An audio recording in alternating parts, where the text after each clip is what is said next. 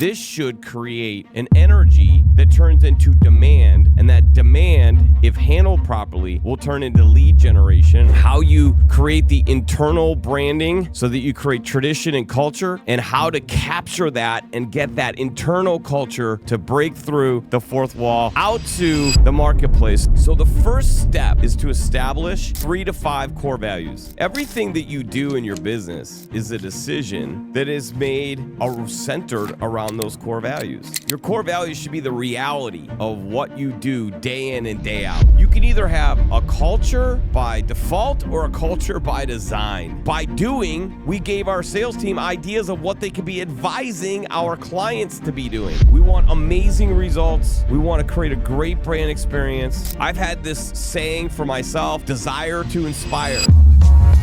There's one thing that all champions have in common. They get shit done. So welcome to the Get Shit Done experience. Well, you are in studio. This is John Morris, your host of the Get Shit Done experience. Thanks for joining us. Hey, by the way, you can check us out also at our website, www.gsdxpodcast.com. Every episode gets uploaded there, so you can go through. You could pick what platform you want to go on, get some inside scoops. So check out the website and, stay in tune with what's happening here at the GSDX podcast. We're so thankful and grateful for everything. We've gotten a ton of great feedback. Our guests are having a blast and they're sharing content. I actually woke up last week and flipped on LinkedIn, and I saw, in the span of about 5 hours, I saw 6 different video clips from episodes, all posted by the guest, meaning we didn't have to post it here. It wasn't on my platform. It wasn't my posting. It wasn't our company posting it or the podcast posting it. It was the guest posting it. And there was 6 of them that went out.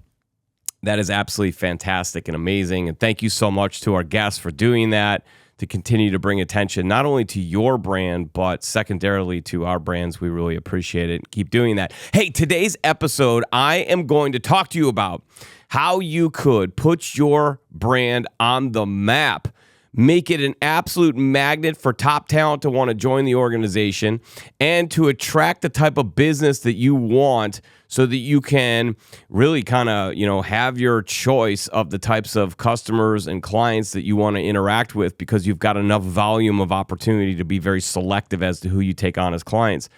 This is a full brand picture, so we're talking about creating brand champions. That means your go-to-market strategy, right? From how you create the internal branding so that you create an energy internally, so that you create tradition and culture, and how to capture that and get that internal culture to transcend the what is it? I guess the fourth wall, right? To break through. I'm looking at you, camera. To break through the fourth wall out to the marketplace. So the marketplace feels like they're looking into your brand and they feel like they're part of it. They're part of community. And this should create an energy that turns into demand. And that demand, if handled properly, will turn into lead generation. And of course, we know if you have a vast amount of leads, then you increase the likelihood, if all things stay constant with your sales presentation, your closing percentage, you will naturally drive your organization forward. So what you should get out of this episode today is going to be very, very, very short and sweet. If I'm capable of doing that, I'm not sure that I am, but it's going to be very succinct. I'm going to give you 4 main things that I think are extremely important, and I'll give you a little subcategories within that.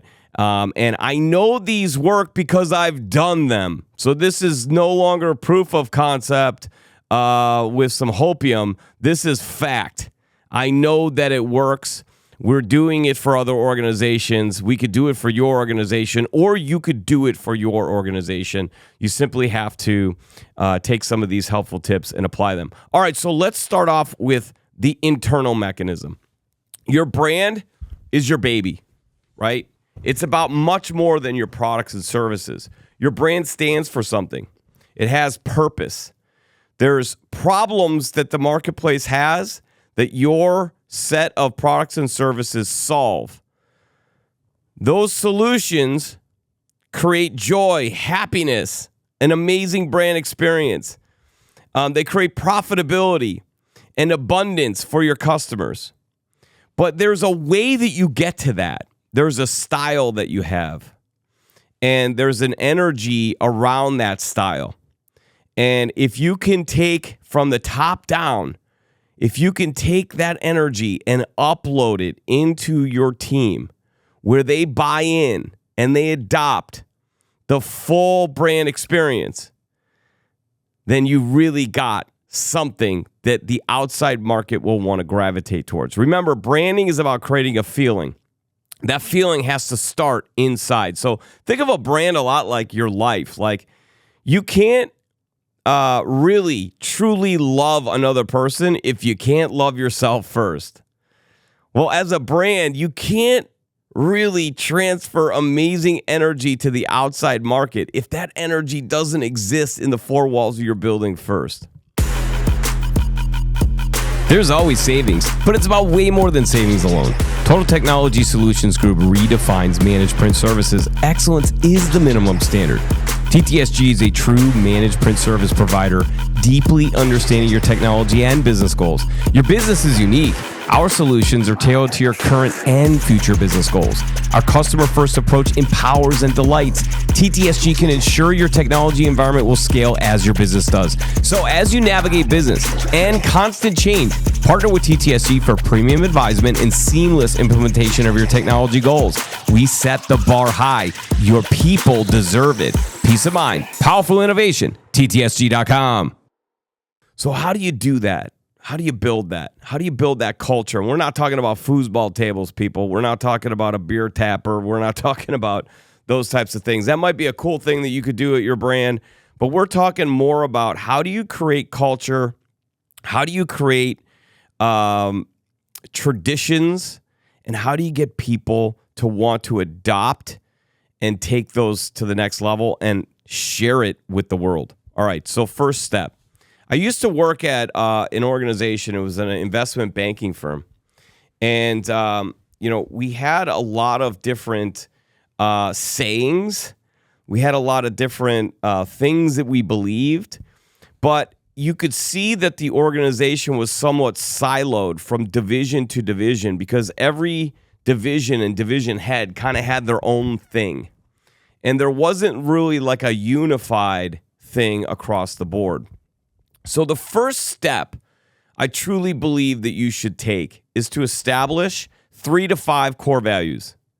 And the number 3 to 5 is important because I can't imagine a brand having, let's say 10, 15 people and having, 40 core values that 10 people are going to live out on a daily basis and memorize and transfer to the world. It's just too much, right?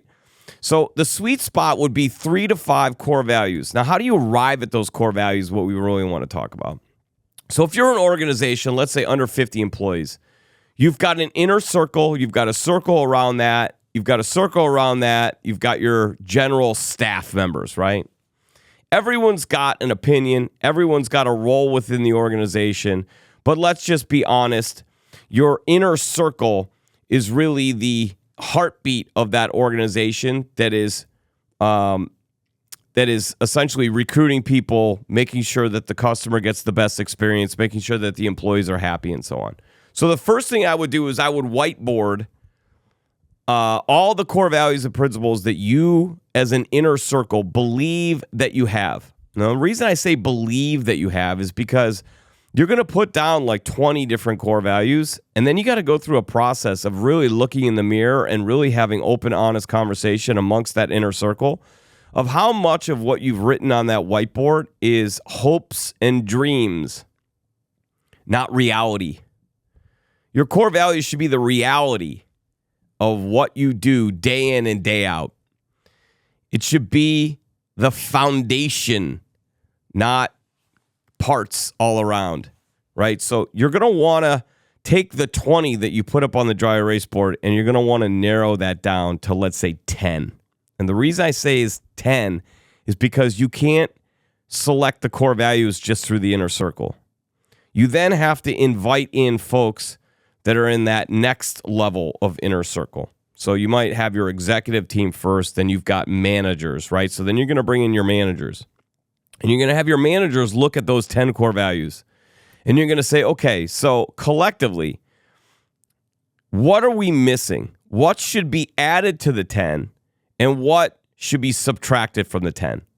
Like, we don't actually really do that collectively. That is not something we really collectively stand by. It's a great notion, but only one or two people in the business really vibe with that core value. Once you've got the leadership team, then you've got the managers, then I would bring in staff members from different departments. And I would essentially say, okay, so we've narrowed it down. You know, you've gone through the process of you added some, you subtracted some, you should still be around 10. Then I would have the team come in and I would have a very open conversation and a vote on what are the 3 to 5 that everyone really stands by. Pretty easy to do a vote. You know, just take the 10, rate it 1 through 10. What are the most valuable?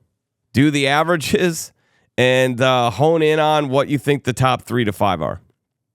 Once you have those 3 to 5, then it's time to get crazy. And when I say crazy, I mean we're talking about 3-dimensional branding. We're talking about signage. We're talking about T-shirts made. We're talking about tumblers that have the core values on it. We're talking about your email signatures having the core values on them. We're talking about marketing collateral, your website having the core values on there. We're talking about doing a rollout party where you introduce the core values through some sort of video content to the marketplace, where you essentially send a blast email to the marketplace to let them know that we are very proud that we've honed in on our 3 core values or our 4 core values, and this is what we stand for and why. You will see an energy just around that because people are going to respond back with like, yeah, that's amazing. You guys truly do live out those core values. That's great. That's something you have in common with our company. You're going to give people a reason to have something in common with you. You're going to take those core values. You're going to put them into every recruiting document. If you have, job postings, the core values need to be in there. Why? We want people that believe in those core values to come join our company, right? The reason you're putting the core values out to the marketplace, why? We want buyers and partners that align with those core values to know that we have those core values so they know what they can align with. You're going to want it visible as much as possible. And here's the really cool part. Everything that you do in your business is a decision that is made centered around those core values. So, for instance, if you're going to promote somebody, you can evaluate them based on how much of those core values do they truly live out on a daily basis. If you're looking at potentially terminating somebody, the reasoning could be because they didn't perform at the level they were supposed to, but on top of that, they also didn't meet the core values, right? If you're going to reward somebody with an incentive, a bonus, you do it on the premise of how they made those 3 core values come to life on a daily basis, and therefore they're being rewarded for it. So everything that you're doing is centered around that foundation, and you're building an energy internally. You could also set up a recognition program where one employee could recognize another employee for having that core value. They could write a little note. And then you could do like a reward system where, depending upon how many times they got recognized for using one of those core values, gives them points, and that could determine the level of bonus that they get at the end of the year. So we're not creating compliance. We're creating all of the reasons to adopt and buy into the core values and live them out. Because the last thing you want to do is send it out to the marketplace and it's something that the owner or owners decided were the core values, but nobody else lives up to them or believes them. And so you've sent all this messaging out to the marketplace, and the employees really don't know what the core values are, and they don't have them memorized, and they couldn't tell you, and it's not written into the sales scripts, and it's not in the marketing collateral, and it's not on their email signature, and a customer goes, "Wait, these are your core values?" Like, they don't do any of those, right? So it's a matter of defining,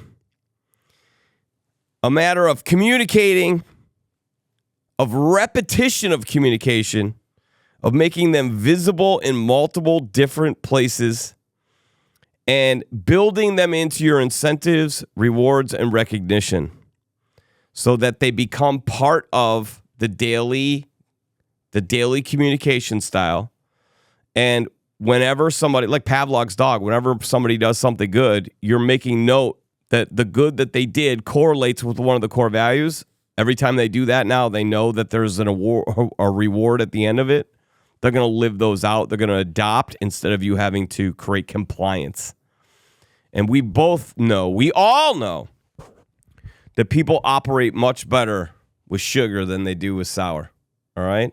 So that's number one. You got to establish the core values, and you got to get them moving internally. You've got to create buy-in and adoption internally, and then you need to start to communicate that vision of values to the external world as much as possible, and make them part of the communication style from the sales department and from the marketing department. They should be on websites. They should be on your content. They should be on all of your social pages. They should be worn. They should be on tumblers, on pens. They should be visible to the marketplace, and they should be conversation pieces. From there, you want to create traditions, symbols, uniqueness, differentiators. Remember, there's something about your business that makes you very different than a business that does the exact same thing as you. We don't know that, then the only thing we could judge you based on is the price and the product. And if the price and the product are very similar, ultimately, somebody's going to lower the price, and now you got to race to the bottom where your market is only buying based on price. We want people to buy based on the total brand experience. We want them to buy the total company experience, not from a person necessarily, not from a product or price decision-making standpoint. We want them to buy the total brand experience. That means what the brand stands for, who are the people bringing that to them, what do they stand for, what do they believe in, what does it feel like to work with those people, what's the energy that they send off, and then you factor in products and price, and now you've got something. And you might be able to create partnerships at a higher price point because they have a stronger belief in the potential return on investment, meaning they'll be willing to spend at a premium because they truly believe in the brand and they believe in the people that are stewarding the brand. Therefore, they're willing to pay a premium because they know that there's security in doing so, that they're going to get the results that they were promised and some. And it's going to be a fantastic experience, a human experience to work with those folks. So again, that comes from the internal to the external. So what you have to do is you have to start to create some traditions internally. So previous organizations that I worked at, one of the at the investment banking firm that I worked at, they had something called headstones, right? So, you know, if you arrange for a business to be sold or you raise $2 million capital, what would happen is the person that was the director of analytics that would essentially go out and do these surveys would then sell a consulting project. Once that consulting project was completed and we were able to help the business sell their business or acquire funds, the director would come in, stop the whole sales department, right? Everyone would stop, turn their attention to the director. Director would come in with this super thick file. And we knew based on how thick the file was, that gave us an indication of how large the project was, right? They come in with this big, thick file, and they would tell the story. So-and-so started this whole process with a phone call back in April, right? So recognition to the VP of sales who did this, recognition to the analysts who did this, recognition to the consultants who did this. So everyone would get their recognition around that.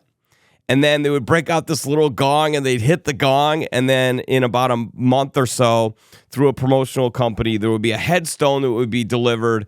And it would have the name of the company that acquired, and all the people that worked on it. And those headstones would go around the department. So, man, when I walked in there and I saw, employee X, and they had 40 headstones by their desk, I'm like, I want to sit next to that person. That's the person I'm going out to lunch with. One person had 2 headstones, another person had 40. I know that that's the person. It also made it very clear the people that were performing at the highest level, and those were the people that were recognized, and that encouraged the people that were on the climb, new to the company, that maybe weren't performing at the highest level, to want to emulate the actions that person took. It created a great experience, but they were missing a part. And the part that they were missing was they didn't turn it into content. So it only stayed within the 4 walls of the building. So it was really cool internally. We got super excited. Man, I want to be like Bob. I want to be like Lisa. Man, they're killing it. But it just stayed within the 4 walls of the building. It didn't transfer energy to the outside. So it was a great process, but it was missing a step. I then later went to another organization that was wanting to grow and scale rapidly, had a very strong sales department. There was some folks that had been there for an extended period of time, but they were kind of stuck in their career. And you could tell that there was, maybe some folks that were kind of halfway in, halfway out, meaning if another better opportunity came along, they would have taken that better opportunity. But at the moment, that was their opportunity, so they were going to stay there. You could tell they were looking for a career path. They were looking for growth. If an organization is growing, the sales team's looking at that and going, hey, that means that I have a chance to move up. Everyone else in the organization should be looking at that as well. If the company is growing, it's job security for the people in operations and admin and accounting. And if the people in sales are growing, that means additional comp. It also means middle management roles, executive leadership roles, coaching roles, enablement roles, right? So you want to be part of a growing organization. So how do you stimulate that? So I took that same idea and I said, look, we're going to get a big old gong. So we went and ordered this big gong, put it in the sales department, and we essentially identified that every sale that we made that was over X amount or between X and Y, right? We recognized that was our highest profit margin. And we also got the best feedback on projects like that because for the amount of work that we did, the premium products that we were selling, the way that we handled the whole process, the customers looked at that versus the return and they really appreciated. That seemed to be the sweet spot. And we knew if we could get more sales at that level, that would mean that we could grow our company without necessarily even adding staff. So we set a number, and every time you got a sale that was at that number or exceeded it, you got to go up and hit the gong. But there was one more thing to that. We had an up-and-coming portion of our sales department that were needing to grow and expand. Well, how do you create that? You could pull them off into a training class. Yeah, you could do that. But you could also do it through creating stories. So the top salespeople were more likely to hit that number or exceed it. Therefore, we wanted them up, being recognized, hitting the gong, telling the story of how they made the first phone call, how long it took for them, how many revisions did it take, how long was the process, how many phone calls they have to make to get there. So they would tell the whole story of how they achieved this awesome sales goal and hit that number. And the newer salespeople, or the salespeople that weren't hitting their numbers, while they were hearing this recognition, they were actually being trained. They were being inspired to stay in the game a little bit longer, make the extra touches, do the extra phone calls. It started to create an environment where the A players were, I don't want to say policing, but I guess you would say kind of policing the sales department. They were training each other through their successes. So, they say iron sharpens iron. They say success leaves clues. So I've always believed that you take your most successful salespeople and you put them on a pedestal and you give them a microphone and you have them tell the story about how they're so successful as much as possible. They're in the trenches. They're doing it. Sales managers doing it doesn't make a whole lot of sense because the sales managers are removed from that spot. They should be emceeing it. They should be setting it up, but they should be handing over the mic and the spotlight to the top performers that are doing it and having the top performers talk about how they're doing it so that the people that want to become top performers are emulating those actions. So we created this environment. Then what we did was we started recording them. Next thing you know, we started putting them out on LinkedIn, Instagram. We started posting them. Created an energy in the marketplace. All of a sudden, the gong became a thing. Now, when we bring people in for tours, we come to find out that these people are coming in for tours. They've been paying attention on LinkedIn. They're asking where the gong is. They want to hit the gong. So we create this thing called the guest gong. So anytime we had a guest come in the sales department, I would be giving a tour. I go, what do we do when we have a guest come in? And everyone would stand up and clap and go, guest gong. And then we'd hand the mallet to the guest and we'd record it. We'd say, well, here, there's one rule. This is the sacred gong. We're going to have you hit this gong. When you hit it, don't touch it. Let it chime out, right? Hit it as hard as you want. Do whatever, any style of, but hit that gong and we're going to record it. So we record it and then we would send it to them and they'd post it out on their social. We put it on the social. And it wasn't about the products or services that we create. It was about the feeling that we create when you come out to see us. So it gave people an indication of what our brand was like, what the people were like. You know, we talk about the term vibes. You know what vibes is short for? Vibrations. We're all energy. Human beings are energy. We vibrate. So why can't your brand vibrate? Your brand is run by people. If your people are running at a high vibration, high energy, and they're excited and they're happy, they're going to transfer that energy out to the external world. You got to capture that. Then what ends up happening is when you bring in a guest and they feel that energy, you know what happens? They leave with that energy. They get back to the office. People go, what was that like? And they go, oh my gosh, you wouldn't believe it. They made me feel like $1 million. It was one of the best experiences I've had. I thought I was just going in for a boring tour. I mean, I got this. They gave me this. I saw their core values all over the walls. They had me hit this gong. I met all their people. Their people all stood up and shook my hand. You create this full experience for them. It's not just another day in the life of doing a tour of a company. By the way, you can get to the products and services. You can get to pricing. You can get to the features and benefits that you provide. You can always get to those things.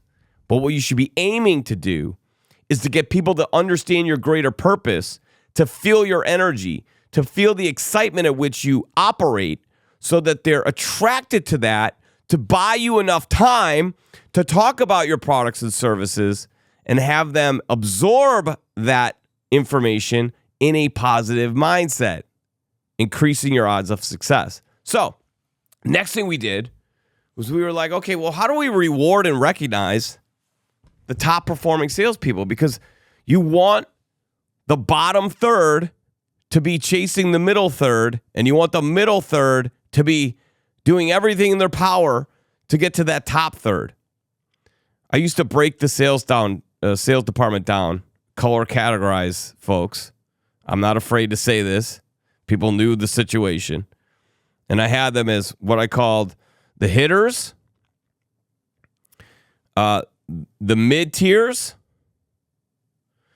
and the on the way up or on the way out. And let's just be frank, that's how it is in sales. So the hitters, you tell them you love them, you provide rewards, recognition, you throw blocks for them, you keep everyone out of their way, you wind them up and you let them go. They're thoroughbreds. Let them rip. You hug them when they need a hug. You hold them accountable a little bit when they need a little accountability. You listen to them. You love them. You incentivize them. You reward them. Your job as a leader in sales is to get the folks in the mid-tier to gravitate to that hitter group, to want to be in that hitter group. That bottom third, on the way up or on the way out, your job as a leader is to either move them up to the mid-tier and get them going, get them trained up, or to be open and honest with them that based on their performance, they have X amount of days to get these things righted. You're going to do everything in your power to help them, but it's on them to do that. And if they don't, there will be a more difficult conversation, and you should always be recruiting. Little sidebar there. So what we did was we went and got this championship belt. You could just get a belt and hand it to somebody at the end of the month for top sales, but the problem is budgets are different, territories are different, and do you really want to just reward people for outcomes? So you might want to consider when you're looking at doing your incentives that you start rewarding people for outcomes and activities. This way you have an opportunity on almost like a handicap system that you'd use with golf, to make it competitive. If you have a reward system where only the top performers get rewarded, you're going to lose the middle third and the bottom. They're just not even going to feel like they have a chance to win. They're not going to participate. That's going to create a terrible energy in your sales department. Every person in that sales department needs to have a chance to be able to win whatever that said monthly traditional reward is. Ours was a championship belt. So it needs to be based on profit, needs to be based on budget, it needs to be based on activities. There needs to be layers that are involved there. Their budgets need to all be different, so it doesn't matter how big their budget is. If they performed at 200% of budget and they've only been there for 3 weeks, they get the belt. I mean, that's just kind of the way that it works, right? And you want to create a conversation piece. So why not? Get everyone on Zoom if you're remote. Get as many people in the building as possible. Play some music. Have them pick their walk-up song, man. Get some smoke fog machine in there. Have everyone clapping. Stop the whole company for 15. You can't stop the company for 15 minutes if you're a 50-employee company for a Zoom call or a little meeting in the sales department. Have everyone kind of circle around, do a little speech, acknowledge the people that were in the top 10 that fought their tail off to get to that point. How did they do it? Then you call up the winner, have the music playing, hand them the belt, take pictures. This is all being video recorded, right? You're creating content, but moreover, you're creating an amazing experience for the total team.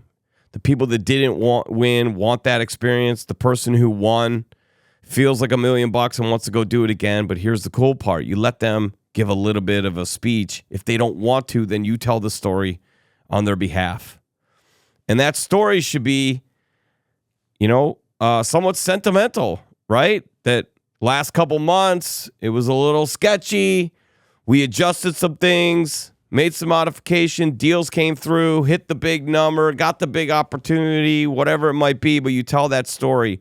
You're going to give hope to the people that are struggling. You're going to give fuel to the people that are so close to success, and you're going to cause a competitiveness amongst the hitters who look at that person with the belt and go, man, I should have won it this month. You want that kind of energy. For me, that's culture. Culture's not a foosball machine and foosball table or whatever, and these things are nice, don't get me wrong, it's cool, but for me, culture is like A players wanting to dominate A players, but being purpose driven enough and kind enough, like having a culture of kindness where they're competitive. Then when the whistle blows, they hug each other, they shake hands, and then once the whistle blows, they get back on the field and they go after it. Like they're constantly challenging each other. For me, I want a culture where if I create content and I send it to the team all jumps on it, likes it, comments, shares it, and they know if they create content that I'm immediately going to do that as well. I want an environment where if you made 250 phone calls, I want to know that you made 250 phone calls by 2 o'clock, because from 2:01 to 5:10, I'm going to make as many phone calls as I possibly can to pass you by the end of the day. If you posted X amount of times, I'm going to want to post X amount of times or more, right? If you brought in X amount of people for tours, I want to know that. I want that on a board so I can see it. I'm going to try and beat that by 1 or 2. For me, that's what it's all about. Now, you don't have to necessarily get a belt or a gong. We had one customer that I think that we sourced a blue blazer because their brand colors were like a royal blue. So they did like the Masters thing. Their top performer, their top regional manager, whatever, got the Masters jacket, the blue, but it was blue, sent to their house. And they took a picture with it on, right? And it's symbolic, and they hung it up. And so every time they were on a Zoom call, the jacket's hanging up in the back. And the person on the Zoom call is like, what's the jacket? And they're like, oh, man, last month I won top regional manager of the organization for, the month of March. Super excited. You know what? You were a part of that because we ended up partnering during that month. So thank you so much. I owe you a thank you. And there's another part. Here's what's crazy when you have this belt thing. Or this symbolic traditional thing that's a monthly award that somebody could win, they're going to tell their customers about it. There's customers who have skin in the game. They want their representative to win the belt or to win the jacket. Speaking of jackets, it's St. Patrick's Day, man, so I'm rocking my green jacket. I love this thing. But, you can only wear a jacket like this so much, especially if you podcast, because it's like documented. So I want to wear it like every week, but I create so much content that if I wore it every week, you guys would think that I'm icky and I don't wash my clothes. So I have to space it out. Anyways, if you create this type of tradition, these symbols, what ends up happening is it starts internally. But then when you push it out on content, you have your sales team, send an email blast to all of their customers, thanking them for their participation in them winning X award for the month of March. I'm so grateful that all of you contributed. I couldn't have done this without you. I'm so blessed to have amazing partners. Now you're really creating a brand story that transcends the internal, hits the external. The customers feel like they're part of the brand. They're part of the success journey of their representative. They feel like they contributed. Right? They have some skin in the game to that. You'll start to create an environment where your sales team is reaching out to people on the 25th and saying, hey, I got a real good chance of hitting it back to back. I could win the belt, or I could win the trophy, or I could win the award or the jacket or whatever the symbolic thing is. I got a real good chance of hitting it. I just need a couple amazing deals to come through. I know you were talking to your manager or you were talking to your team. If you guys think there's any chance that we could move forward with this agreement, then there's a strong chance you'll play a part in me winning the award back to back, right? So then all of a sudden they feel like they have a little more skin in that game. It's about something other than, price or product, right? It's about being part of something. So there's some fun ways to do that. Certainly not something that you want to abuse. You don't want to be overusing that. But, if you really have a strong partnership and a relationship with somebody and they are in fact on the verge of making a buying decision, especially if you're an account manager and it's somebody that you've done multiple projects with, and they're kind of moving at their pace, you might be able to create a little urgency to get them to move at a faster pace if they feel like they're going to benefit you somehow and you've done great work for them. They want to see you win. That's what it's all about. So again, core values, then you have to have cultural traditions. These cultural traditions create content-worthy moments too, people. That's up to the CEO and the leadership team. We're talking about you can either have a culture by default or a culture by design. We want a culture by design. So you've got to create these symbolic and traditional moments. You've got to document them. You've got to turn them into an event. You got to get energy centered around them. You got to put people up on a pedestal. You got to create the content-worthy situations that you can document, because those are far more exciting to the marketplace than your Happy Memorial Day graphic that you put out there. Nobody cares about your Happy 4th of July graphic, marketing departments. Hate to say it. And by the way, I don't know why we're putting out happy birthday these are internal things that you think the external external market is not going to be intrigued by Happy Memorial Day or Happy Birthday Sharon, in just a graphic. Like, if you're going to do something for Memorial Day, why not create some content around something that you're doing, like an event. If you're celebrating Memorial Day, the Friday before, why don't you have some sort of event where you could capture some moments? Do some really quick interviews with some people and ask them, like, what does Memorial Day mean to you? And then create the content and send it out. The graphic of just Happy Memorial Day shows nothing about who you are as a brand and what you stand for, what you believe in. I mean, it's like checking a box. It's a waste of time. So we want to create moments in the brand where we can show the traditions and the belief systems and live out the core values that are content worthy, where we can capture those moments and turn them into videos and slides and really cool pictures that fuel the culture internally, because people like to see themselves on camera and they like to be recognized and they think it's really cool. They hit the company page and what a great moment. You created an experience about a brand experience. They like to see those things captured. So one of the things that we started doing, as well as we came up with different sayings, right? You can have your core values, but you could also have other things that are powerful statements that you believe in. I personally had, when COVID happened, was trying to get the sales team that I had recently hired to, and then had to send home. And I was trying to get them to kind of stay in the game, and we were trying to, minimize the fear and create positive energy was happening. So we came up with a slogan. Opportunity grows from the roots of adversity. We made this really cool logo. We put that graphic up on the wall.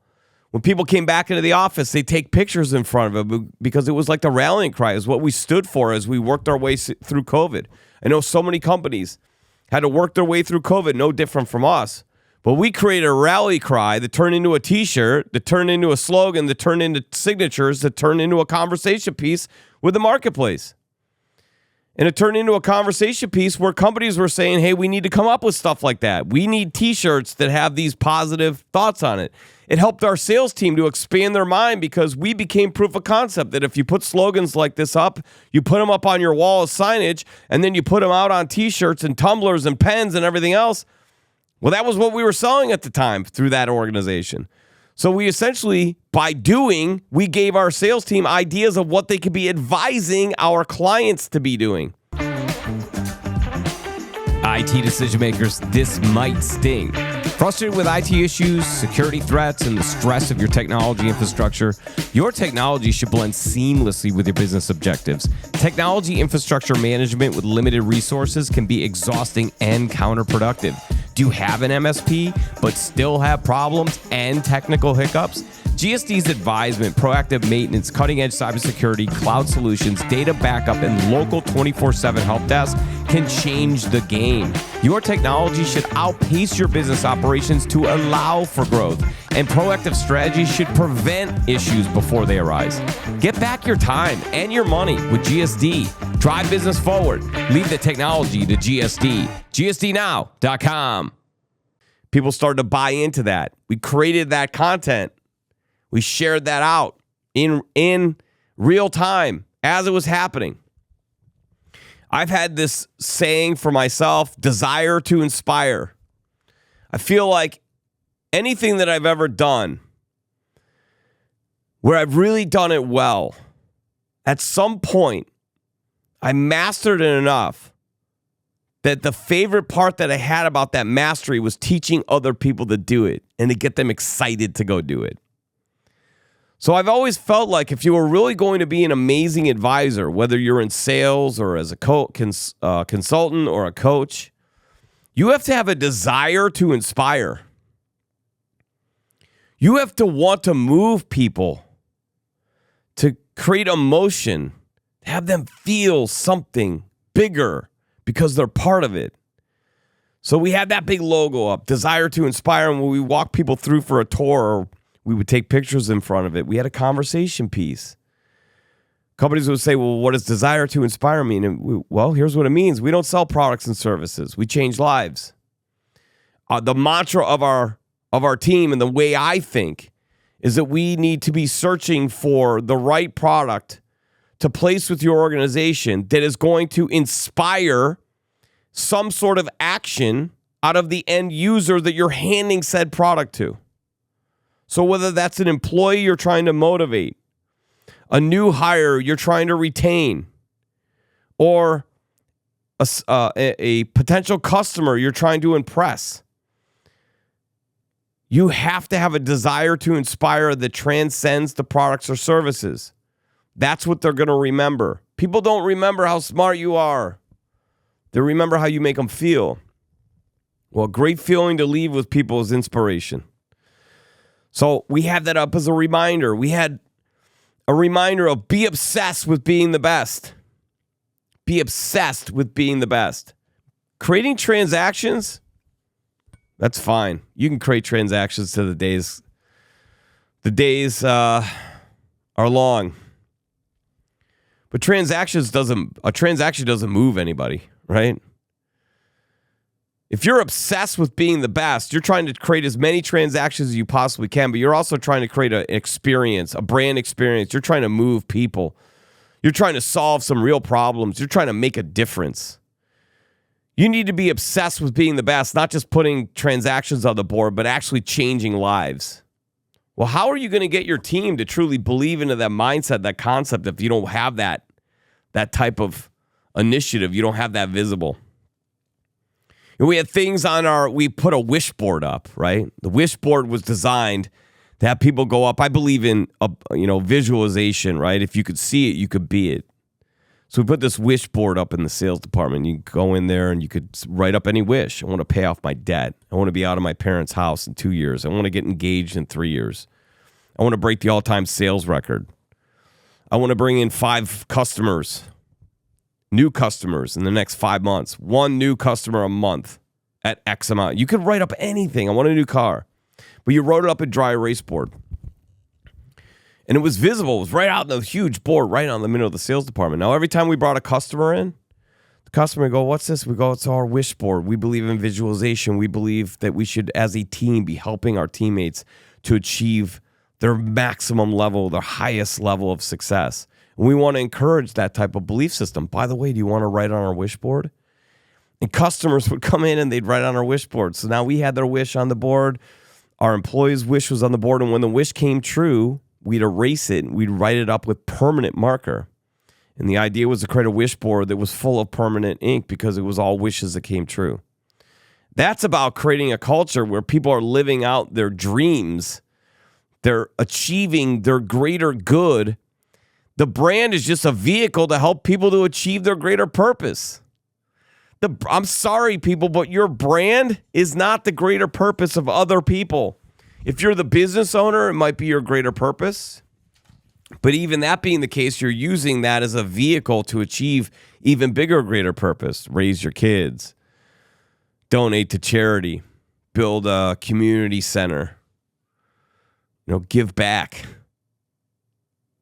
So all of us that work at a brand, we're using that brand as the vehicle to achieve our greater purpose. So we had a saying above the wish board that said, dream big, live bigger, right? I'm proud of this work. This work helped to create a culture of tradition, an environment of winning, a growth mindset. And it was living and breathing within the 4 walls of the building. An adoption took place and people believed in it and they started using it in their sales vocabulary. It started being used in the way that we wrote copy for our marketing collateral. It went up on our website. It became a conversation piece with every single person that came into our building for a tour. They started using the vernacular. They started, especially like our suppliers and vendors would come in and, they were bought into the culture. They knew the culture. And they were part of it. And that was pretty cool because we created something that was bigger than the logo, the icon. That's an icon. That's an icon. That's just a logo. It's recognizable. You see it.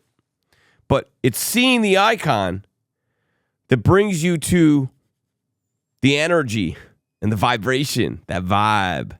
So when you see that logo, when you go to the podcast, you're going to get a vibe. You're going to get a level of energy.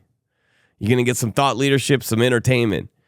So similar to your brand, no matter what you do, people see the logo and they associate that to a feeling. So what if your your internal brand is boring and stale, they see that logo, they don't feel anything. But if your brand is like a battery, man, the inside of it is like a energy boost, and people are operating with similar values in a similar way, and they know the culture, they speak their own language, they walk with a different pace. Man, when people see that logo, they associate it to a feeling, and that feeling causes them to remember the brand, but it also causes impulse. And that impulse doesn't necessarily mean that they reach out and buy. It just might mean that they comment a little deeper on a post. It might mean that they become an advocate or a fan of the brand, so they're recommending people to your brand. It might mean that they have a peer who's looking for a new job and they go, that's the company you want to go work for. They become a recruiter for your company, even though they're not in recruiting, because there's an energy around your business. This is all being done internally. So how do we get this message out externally? Well, you're listening to one of those ways. If you have not created a podcast for your brand yet, I wonder what it is that you're doing. There's all types of different podcasts that you could do. You could do a podcast like this where it's just you talking to a camera. You pick a couple topics and you go. You could do a very informative type of podcast where maybe you pick one subject, you dissect it, you break it down, and you go. You could do a roundtable where you bring in, 2 or 3 key employees in your organization and you just have a discussion about what's going on in your brand, what's going on in the industry, and what their thought leadership has to say about the business and the industry. And you capture those moments. Or you could do what I normally do on the Get Shit Done experience, which is to bring in a guest. Now, the model of that is pretty simple. We bring in our current customers because we want to make them feel like $1 million. So we bring them in, we thank them, we give them a tour. We put them on the microphone. We prop them up.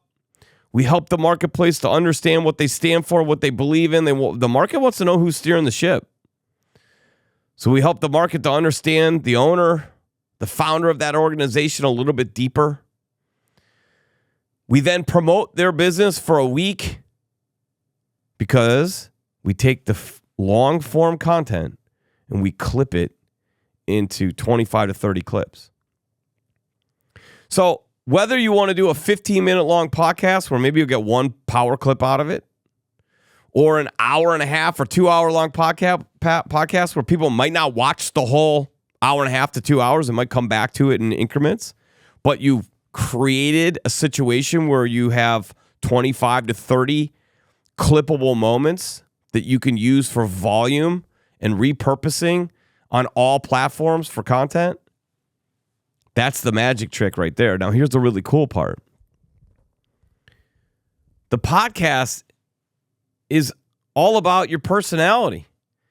It's about edutainment.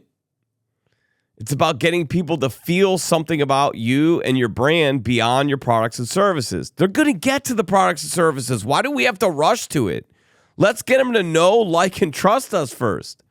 And if you're consistent with the podcast, you're putting it out weekly or bi-weekly. But it's got to be consistent because we consume podcasts like we consume TV shows. When I was in college, we did not go out on a Thursday night until we watched Seinfeld. And we knew Seinfeld was on at 8 o'clock.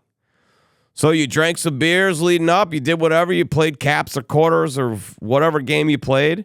You stopped. You watched Friends. You watched Seinfeld. And then you went out to the bars. That's what we did on a Thursday night. Well, that didn't pay off so well for me from a degree standpoint. But that's what we did. So your podcast has to be consistent like that. Has to go out every week, bi-weekly, whatever it is. You can't miss the date. It's got to go out. And over time, the volume of times that it goes out, you start to build a snowball effect of community. And that community starts to know what to expect. They're coming for the host. They're coming for the content. They're not coming for your brand. They want to know what this person's perspective is on things. They want to have a little fun. They want to be edutained. They want to laugh a little, cry a little. They want to learn a little. You got to sprinkle it all in. If you're going to do an info type podcast, you probably want that to be 15 minutes long, 20 minutes long, 30 minutes long, in and out, boom, done. And I would make it very much known that, hey, here's the topic. We're going after this topic. We're going to break it down. We're going to get you the answers you deserve, and we're on with it. Get out a notepad. If you're a podcast like mine, I'm in it more because I want you to understand the origin story of a brand. I want you to feel something. I want you to know what we stand for, what we believe, what our greater purpose is. And I want you to know that about our guest. And I want it to be loose and fun because, quite honestly, that's how we do business here. We do great work, but we're a fun bunch. We're loose. We're fun. You know? We live to fight another day. We don't take everything so darn serious. We want amazing results. We want to create a great brand experience. If we make a mistake, we want you to know it's not a big deal. We will correct it. We will correct it. We will correct it. We want you to know that we care more about you than we do the holy dollar. We want you to know that we want to grow with you, not because of you. Right? So that's kind of the whole feeling of the podcast. Now, I could tell you this, and you won't believe me. Maybe you will believe me. But you could do a virtual podcast. It's a little bit easier to do, but you're never going to create the brand experience through a virtual podcast that you will if you take a room at your office, you put 4 microphones in it, you paint the walls, you put up a couple signs, you get a bunch of books, you put some hats in there. Get one of these bad boys here. I know who to call for it. And you create a studio. Because it's about the experience. When a guest comes into your facility and takes a tour and meets the people, and they look up on the screen and they see their face on the screen with their company logo frame around their picture, their beautiful smile, and they introduce themselves to people, and people make them, comfortable and feel welcome and warm. And then they come sit down in the podcast room, and they feel professional. And then the questions are all about their success, their journey, how they've overcome adversity, helpful tips that they would have, how they're dominating in the industry. And you create this full experience. You take pictures. You give them a guest gift, right? They leave that office, man. I'm telling you right now.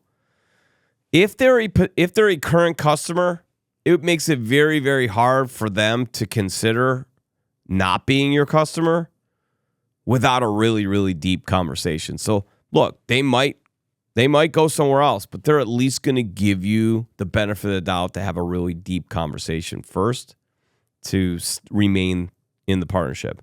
But it's likely, man, if you treat your partners like $1 million, you promote them, you put them on a pedestal, you're not even going to get to that point. They're going to want to have great conversations. You're now really sticky. You're creating great benefit for them. They're not going to want to leave. They're going to want to know how to emulate and duplicate what you did. If they're a prospective customer, that's the second thing. You bring in prospective customers, folks that you found on LinkedIn or you found in business or through networking that you think would be a great person to collaborate with that could potentially really use your service. Have them come in and be on the podcast.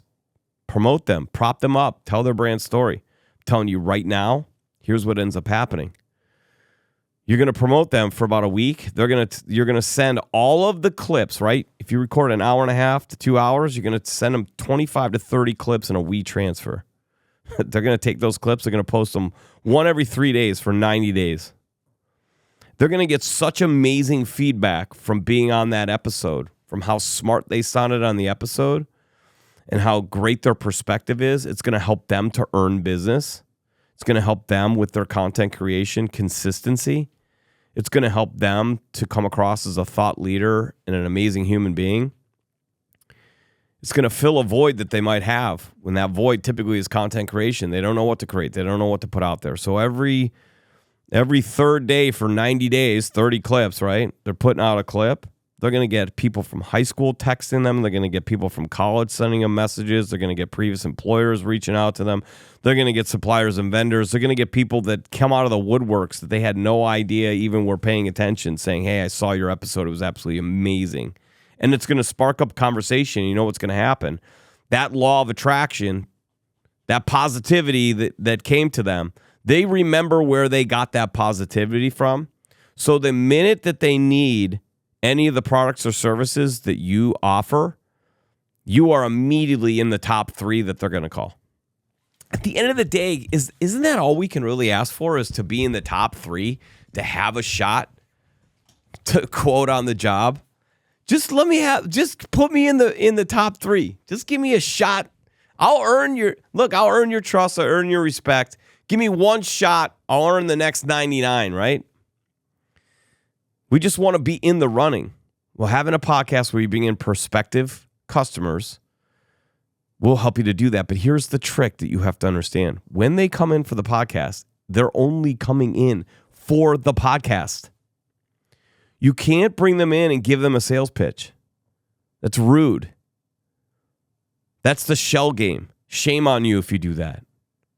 I had one podcast I was on as a guest, and the person wouldn't release the podcast until I went through heard their sales pitch 2 days later. So it was a virtual thing. It was a virtual recording, recorded 45 minutes. I poured my heart out, told my story. 3 days later, comes back, goes, hey, this thing is set to go. We'll hand you all the information and the video and the clips, but first you have to go through our sales presentation. I was like, don't release the podcast. I want nothing to do with you. What do you mean you want nothing to do with me? Well, it was a bait and switch. That's why. You're not authentic.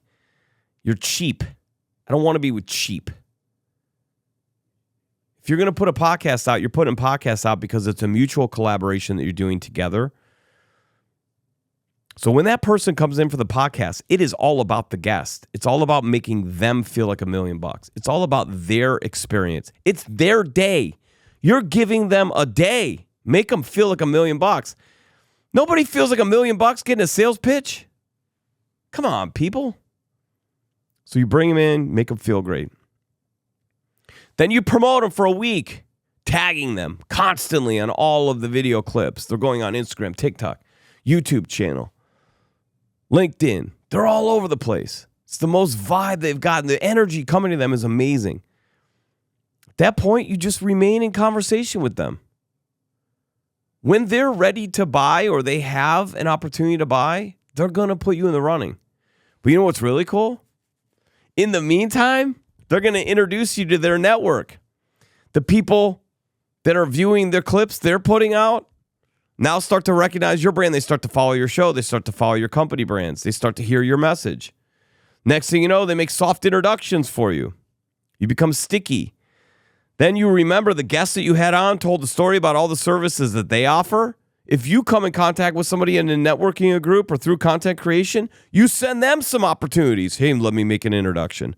You've now broken the ice. You're starting to become friends. You're building a relationship. When the timing is right, people, the deal will come through. Not every deal needs to go into the traditional sales cycle. Phone call, 5 emails, touch, overcome objection, revise. It doesn't always have to be that way. It's an average sales cycle.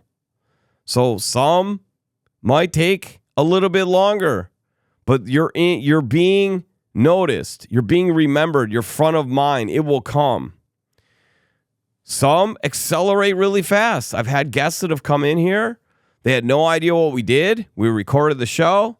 Part of recording the show, we typically would go for a tour. It's just custom. It seems nice. You bring somebody in your home. You show them your home, right? As part of that, they ask about the business. You tell them about the services. At the end of the recording, oftentimes you're walking them out. You've taken the pictures for the thumbnails. Everyone feels good. They go, hey, we talked about the thing with the copy machines. And by the way, we could probably use some marketing services. Then you say, okay, cool. I can set that up. What's the time frame? Next thing you know, you're going out to their facility and you're putting together work. And they're happy to do it because they've already seen the proof of concept of what you're capable of doing and the experience that you offer and what it feels like to be in your office and associate with your personnel. They feel it. So if you have not started a podcast yet and you want to know how to, just send me a DM. Let's talk about it. Number one, I can help you out with that. But number two, like, this is pretty simple. Nobody knows your business better than you do. Nobody knows what you stand for better than you do. Nobody knows your core values and traditions. Remember the first two things we talked about that you should be building? Nobody knows those better than you do. Nobody knows your expertise better than you know it. Nobody knows your business better than you know it, right? So all of that is enough for you to record a podcast because that's all you have to talk about. You don't have to be Joe Rogan. And you also don't have to be stiff and boring where we feel like you're giving a PowerPoint presentation. Be entertaining, talk how you talk, laugh, talk about topics off the topic, get back onto the topic, laugh.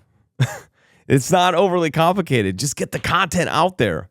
But by the way, it's not even about content for your company. It's about content for your listeners. It's about making an impact. It's about, giving them the information they could use that's actionable. It's also about making them feel something. So it's a branding play, folks. There is some marketing to it, but it's more of a branding play. If you have a call to action in your podcast, it's probably go to your website. It's probably follow. It's probably subscribe. It's probably, hey, send me a DM if this would be of interest to you. It's not gated content, right? We're not doing any gated stuff where people are putting information in. No, make it a show. Slow your roll. Make it a great experience for the guest. Let it come to you. It will. The content's good and you're consistent, it will come to you. All right, we're going to finish with this last thing. Content creation. Ladies and gentlemen, content creation is king. Content creation does not need to come only from your marketing department. In fact, your marketing department is struggling right now to come up with content. And I will tell you, a lot of marketing departments also are stuck in the 10 years ago of marketing. Website, SEO, newsletter, website, SEO, newsletter, webinar, right? Repeat, event, trade show, hand out promotional products. Repeat, right? Graphics. Remember we talked about the Memorial Day, happy Thanksgiving graphic. Happy anniversary, Barb. Graphic. We'd like to spotlight this employee. Graphic, 2-minute read. Graphic, 2-minute read. No engagement. All on the company page. It's all company page stuff. Come on, people. We know that people follow people. They don't follow company pages. And if you want your company page to be successful, you need to personalize it. So if your business was a person, what would it look like and what would it sound like? That's how your content should come across. Is your company funny? Like, is there a lot of funny banter going on in your company? Then your company page should probably have some funny banter on it. Is your CEO like one of the best public speakers? And sometimes we'll just walk into the sales department and give this like amazing 10-minute tutorial on how to inspire customers into buying. That should be on your company page. Is your director of sales an absolute expert at question asking and knows exactly how to pull out of a prospective customer what the problems are and then knows exactly how to advise them into the solutions? That should be on your company page. Is Jim in the back the best forklift driver ever, but Oscar in the back thinks that he's the best forklift driver ever? Perhaps we need to have a forklift race. And that, my friends, should be on your company page. Mixed in with informative information. Testimonial. Jane had this problem. We offered this solution. It created this outcome. Repeat. There's nothing you could say about your company that will ever match what a successful customer, happy customer will say about your company. That should be on your page. But what if it wasn't just a graphic that had the person's name with their last name initial? Or I don't know if you just made that up. What if actually you created an incentive for your customers? You know what works for incentive? Money. What if you asked them to tell some stories? By the way, we're going back to the podcast. Have them on to tell some stories of why they love working with you. Turn it into a clip. Put it on your company pages. But what if you just set up a situation where you said, hey, we're going to fly you in, or we're going to drive you in. We're going to create a great experience. We'd love to ask you 3 questions about why you love working with our organization. We want to capture that on camera. We'll have you sign this little waiver that so long as you think it's okay for us to have this up on our site, we'll keep it up on our site. The minute that you feel that you don't want it on the site because maybe you left the company or whatever, or we're not partners anymore, we'll take it off the site. But so long as you agree that this can be on the site, we'll keep it up on the site. It's not like terribly difficult. Create a little incentive off 5%, 10% off their next order, 5% off next month's whatever. Little bit of incentive, and have them come out. They probably won't even take the incentive, to be honest with you. They'll probably be happy to do it if you're making them happy and they're a great customer. Have them tell the story. Little 2-minute vignette, right? You put it on there. That content. But here's what I really want to get out. And this is like, I got to get this out because I've seen it happen at multiple brands, and I think it's just getting going. And I think that there is some serious value to being an early adopter or first in. And what I've seen is a lot of organizations that scaled rapidly do this, but typically in the tech field or coaching field. I haven't seen a ton of, small to mid-sized companies, let's say a $10 million company that's got 70 employees. I haven't seen them do it really well. Yep. I haven't seen a whole lot of companies that are in construction or architecture or industrial engineering or food, service, or trucking. I haven't seen them do this terribly well. And I think that there's some doing it, not enough, which means that there's still a ton of space to do this. Here's a question I have in this market right now, and I know it's a question that's happening often. What does an SDR or a BDR do anymore? What do they really do? Because I was always taught that if the market zigs, that you should zag. I was always taught that, the company that wins typically is ahead of times. They're ahead of the curve. I was taught that it's not just how good your people are, but it's how active all of your people are, how often your story's being told, like the law of averages factor. I was always taught that the first key to sales is you got to get their attention. I was taught people buy from people they know, like, and trust. Well, I don't know how somebody can know you if they're not aware that you exist. I don't know how somebody can know you if they only get the surface level of what it is that you do, but they have no understanding of what you stand for, what you believe in, and why you do it. You can't know somebody unless they're visible. You can hear them. You're aware they exist.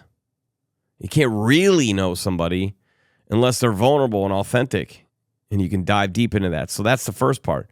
No, like, how can I learn to like somebody if all they talk about is their offering? Like, I don't like anybody because of their offering.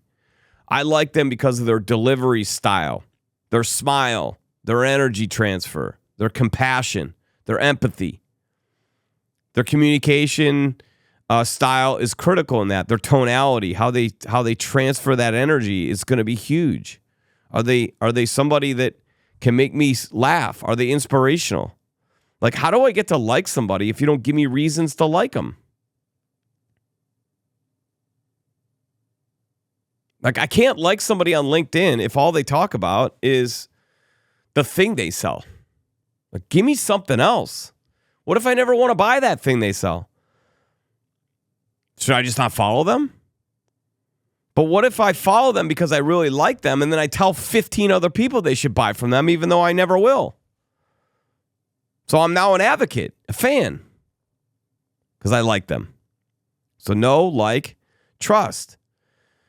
Can't get to trust if you only know the surface level of somebody and only know what is it that they do.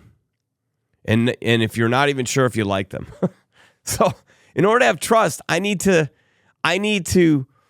have things in common with you. I need to know how good you are when you're bad. You know, they say it's not how good you are when you're good, it's how good you are when you're bad. Like, what are you going to do when a mistake happens? How do you handle client situations? Are you going to be there when I call? Like, your responsiveness. You know what's really interesting? I've been doing a bunch of interviews with Gen Z. Gen Z, boy, they're terrible at establishing trust. Because I'm interviewing for people to be part of the social media marketing team here. And first off, people came in with without their resume to hand to me. I know I'm old-fashioned, but like, you should come in with your resume on like really nice stock paper, right? On top of that, after the interview, none of them sent a thank you email. Can't believe that. And we're talking about a social media marketing role. None of them went to the social media platforms before coming in for the interview, and only a few after, and only very few liked or commented on posts for the company they're interviewing for. It's very difficult for me to trust that that person is right for the role if they're not living the role before they get the role. So how do I know, like, and trust somebody if I'm not given any reasons to trust them? You could do that through your content creation. So here's what I would do. If I had a sales team of 10 people, and you may not like this, but I'm going to be real blunt. If I had a sales team of 10 people, and I evaluated those 10 people, and all 10 of them were hitting 100% of budget or higher, then shame on me if I don't go hire 2 social media marketing people to support them. All right, here we go.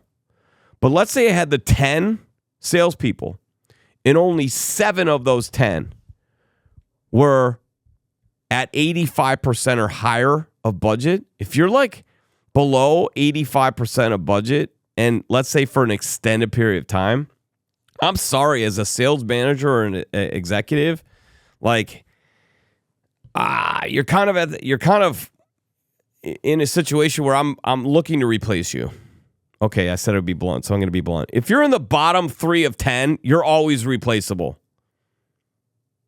And you should be afraid. And you should be staying later and fighting harder. And you should be coming in early. And you should be going the extra mile. And you should be doing everything in your power. And if you're not doing that and you're in the bottom 3, sorry. You got to go. I don't mean to be harsh. Would never want to say that somebody should lose their job. But you might be setting somebody free that shouldn't be in sales. Because if you're in the bottom 3 for an extended period of time in sales, that means you're probably not very competitive either. You should be fighting your tail off to get out of that bottom 3. So if you're there for an extended period of time, sorry, but you're replaceable. So what would I do with that savings if I got rid of those 3 people? I would go hire 2 social media marketing people. Why, John? Why would you do that? And I wouldn't replace the 3 that I terminated. I would keep the top 7. I would give those top 7 2 social media marketing people to essentially document the sales journey. Document the journey between the account manager and customer. Document the journey of the sales team bringing people in for said podcast. Document the team bringing in prospects for tours to come in and do the ceremonial and traditional types things that become content. I would create a team of social media people following around the sales and the leadership team to create content for them and for the company pages that truly amplifies and shows the traditions, the culture, the core values, the products, services, solutions, the interactions amongst customers, the current events that are happening, the line out the door of recruits that want to come in and be at the business. I would document pre and post podcast recording to capture the guest here, to send them the content to put on their company pages. I would be creating content in a documentary style for the sales team and the leadership team because they are resistant to do it on their own, and I'm going to influence them to want to buy into this idea of social selling by creating content for them that I would put into a G drive so they have to go in there and grab it and post it. I would make it part of their KPIs that they have to social sell. Sorry, call what it is. I'm done with this. We just make phone calls and we just send out emails from the marketing department in an email cadence. I'm done with that. When they zig, we zag. What I'm not saying is to stop making phone calls and emails. What I'm saying is, in addition to, if you're making 150 phone calls, you're getting 3 people on the phone, you don't need to make 150 phone calls then. Let's reduce the amount of phone calls and that time saved, let's put that into actually going and dropping off really crazy. I'm going to drop it here. Hey, Dale Dupree, right? Sales Rebellion. The crumpled letter, right? Get some sort of promotional product. Do the Dunkin' Donut box that's got, 11 donuts, 11 and a half donuts gone. There's half a donut in there and crumbs. And in there it says, hey, look, I got hungry waiting for you to accept my appointment. When you're ready, I'll come back with more donuts. Here, take my appointment. Like, you got to get crazy. Going out and pulling door handles. I would document all of that. I would have the social media marketing person following around the sales team in different schedules and capturing the moments of interaction between the director of sales, the sales management team, and the salespeople. And now you're going to say, well, our salespeople are remote. Cool. Let's get the social media manager out on the road to them. Let's get on Zoom calls with them. There's a lot of ways to figure that part out. Let's get that salesperson in to be on the podcast with one of their customers and document that. You could spend 10 hours with one salesperson in, a month and create a month worth of content, if not more. But if your team isn't being seen and isn't part of the conversation, those phone calls they're making where they're going to make 150 phone calls to get a hold of 3 people, that's the reason. People can look at their phone now and see who's calling. If they don't recognize the brand or the phone number, they can screen you out. Then your salespeople are leaving a voicemail that's essentially giving them a reason to screen you out further. Instead of creating content so they're seen constantly, and then going through the back channels of DMs, video DMs and audio DMs to stand out, be unique and different, and going on to company pages and following the prospective customers that they want to work with, their company pages, clicking on people, looking at all the people that would be potential buyers for them within the organization or peers to the buyer, influencers to the buyer, and connecting with all of them. You can connect with 100 people a week on LinkedIn. That's what they allow you. Are we maxing that out by Tuesday? But what I would be doing is I would be having this social media managers essentially become documentation videographers. And they would be, remember that belt ceremony we talked about? That gets documented. Remember that new candidate coming in for an interview?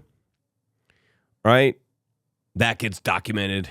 Remember that guest that came in for a tour to sit down with you and the director of sales? That gets documented. Now, all of this can be done without upsetting, the guest that comes in or whatever, or, putting people in a position where it crosses their lines.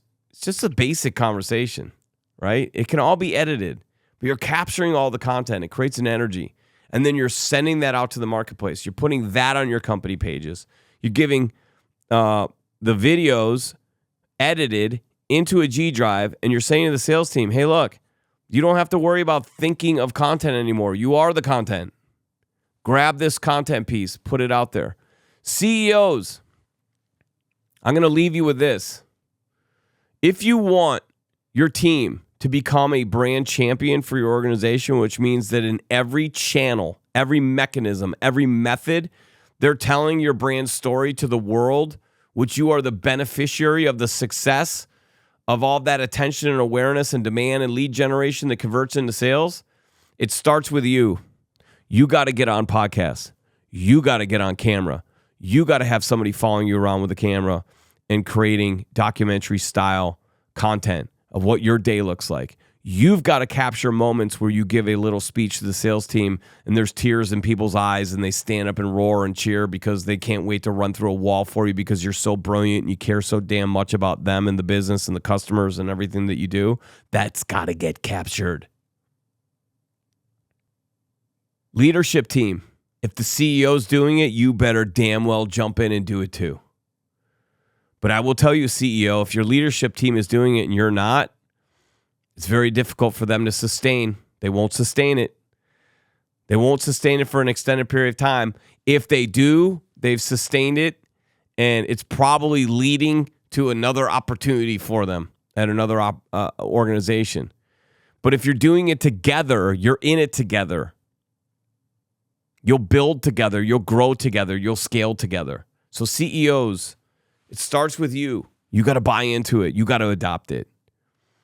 It will then go into your inner circle. Your inner circle will adopt it. They'll buy into it. They'll run with it. When that happens, you can then make it part of the day-to-day operations. It's part of the KPIs. The team will have to adopt it because ownership and leadership is adopting it, and they're getting success from it. They will want to emulate that. But you can also make it a KPI because if it's good for the goose, it's good for the gander, right? You can make it part of the job description. And you're even going so far as to provide them with the resources. All they have to do is cooperate, stand in front of beautiful logos and traditions. They've got to go through this culture. They've got to work the core values. They got to have the conversations. They got to invite people as guests on the podcast. They have to work the total brand experience and create moments. And we capture those moments and we send it out to the marketplace and we create an energy around the organization. And here is the deal. If you can get the market talking about your organization, you're winning. If you can get the market to see your key personnel as characters in their daily feed, you are winning. The business will find you. It will come. You are winning. But it starts with those 4 things. Just to recap. And thank you so much if you made it this far into the podcast. I really appreciate it. I hope this has been helpful. So it's pretty simple, folks. You got to establish those core values. Have the meeting, whiteboard it, make it into a fun thing. Take a Friday off. Get pizza for people. Make it into a thing. Make it fun. Jam music. Get into a creative space. Get outside the 4 walls of your building. Figure out those core values, 3 to 5 of them. And then get them visible. If they're visible, they can be memorized. When they're memorized, they will be repeated. When they're repeated, they become habitual. When they're habitual, boy, you've changed your culture. That's next. Cultural traditions. You need symbols, uniqueness, differentiators. You need things that are your thing. It doesn't have to be a gong or a jacket or a belt. What is your thing? It could be your thing. And guess what? It's great if the rest of the world makes fun of it.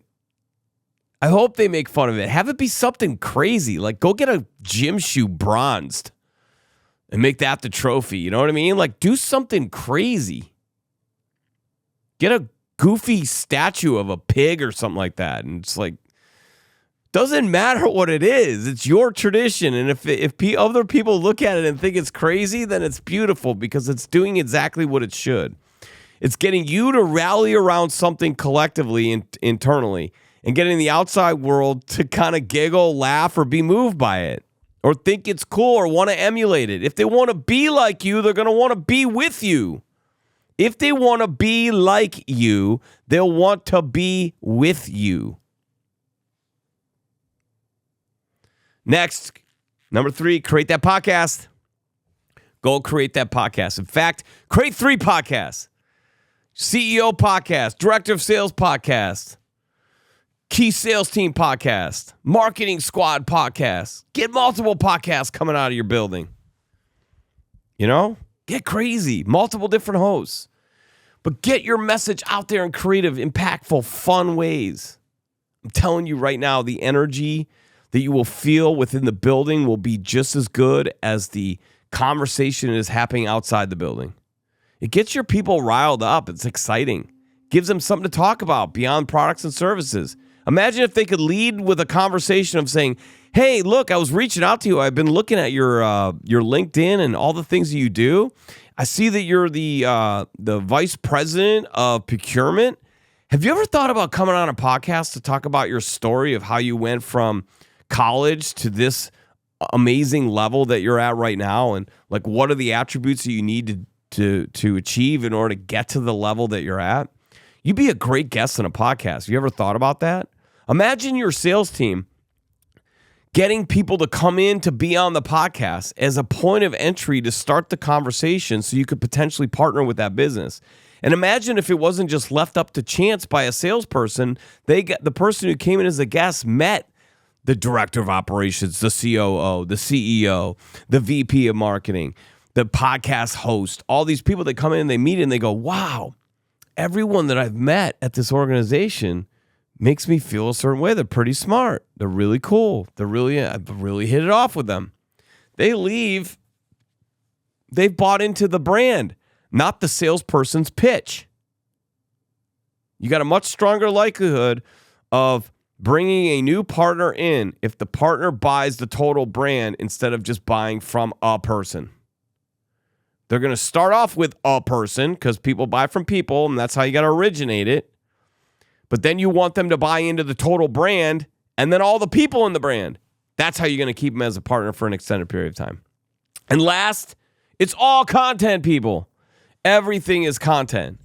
But you can't leave it up to your team, your sales team or your marketing team or whomever, just to always be taking pictures and thinking that they should be doing this. It takes a really unique and special person to be able to do their role, plus recognize the power and importance of creating a personal brand and getting that message out consistently to the marketplace every single day to tell that story.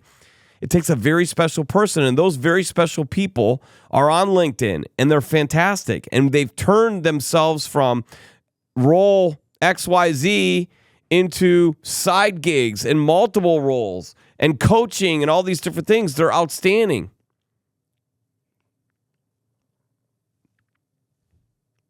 They've proven that this is the way.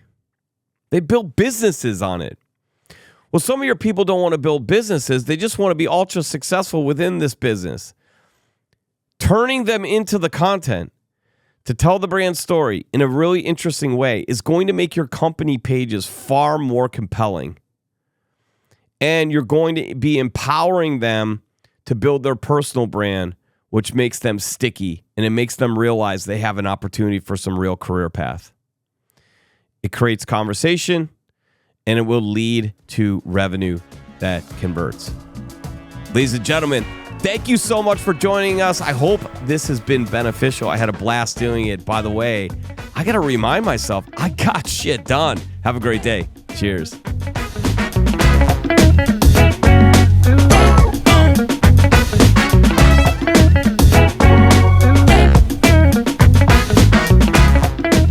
Can your business handle 15% growth? If yes, you have to engage with 2020 Design. They fuse data and creativity to stop the scroll, break through the noise, and grab the attention of your future customers. 2020 Design will create competitive, click-worthy campaigns, design and build custom websites, spark your social media presence, and structure email campaigns that get right to your audience, the decision maker. Let's boost attention and awareness, which allows you to convert more sales. Check them out at 2020design.com. That's the number 20, TWENTY, design.com.